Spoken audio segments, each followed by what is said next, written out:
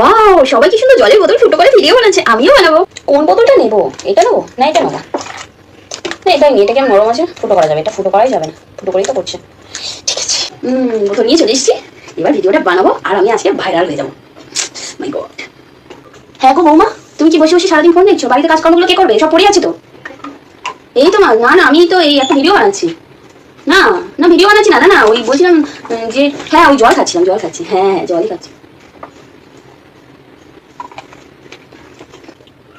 সারাদিন তো তোমার শুধু ফোনই দেখা, ফোনই দেখা, কি তা কে জানি, এমন মেয়েটা কারোর বাড়ি এলাম বউও হয়নি। ঠিক আছে ঠিক আছে। হ্যাঁ ঠিক আছে, বাবু চলে আসবে, তাড়াতাড়ি আসো, এসে কাজকর্মগুলো করো। হ্যাঁ আমি করে দিচ্ছি, আমি সব কাজই করে দিচ্ছি। আমি জল খাচ্ছিলাম, একটু রেস্ট নিচ্ছি, খুব কষ্ট হচ্ছিল তো, অনেকক্ষণ ধরে কাজ করছিলাম ওই জন্য। হ্যাঁ ঠিক আছে ঠিক আছে, আমি পাশের বাড়ি যাচ্ছি একটু ঘুরতে।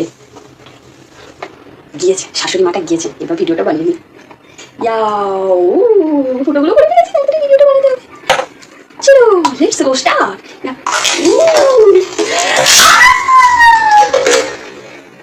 এই বাবা, এটা কি বলবো?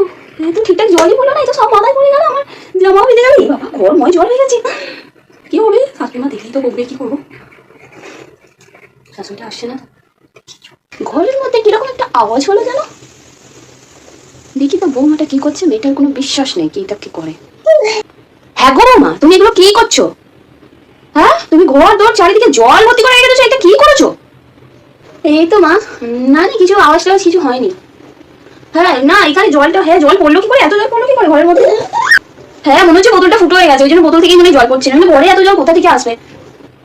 কি বলো বোতল ফুটো হবে কি করে? বোতলগুলো তো সব ভালো, সবই তো ভালো বোতল, বাবু নিয়ে এসছে, আর বোতল আমার ফুটো হয় কি করে? বোতল ফুটো হয়ে গেছে, ফুটো হয়ে গেছে করছো, ফুটো বোতল যেহেতু জল ভরেছো কেন? আর সেই জলটা নিয়ে তুমি খেতে এসছো, রেখে দাও, যাও গিয়ে রেখে দিয়ে আসো। আর তুমি এখনো এই সব ঘরে বসে আছো, তুমি বাইরে বেরোনি, রান্নাঘরে দেখুনি, এইদিকে ওদিকে দেখতে হবে, কাজকর্মগুলো করতে হবে না, তাড়াতাড়ি বাইরে এসো। না ঠিক আছে ঠিক আছে, হ্যাঁ আমি সব মুছে পরিষ্কার করে নিচ্ছি। ঠিক আছে। কি মেয়েটা কে জানে বাবা, প্রত্যেকে এমন মেয়ে এনেছে, ওটা কে জানে।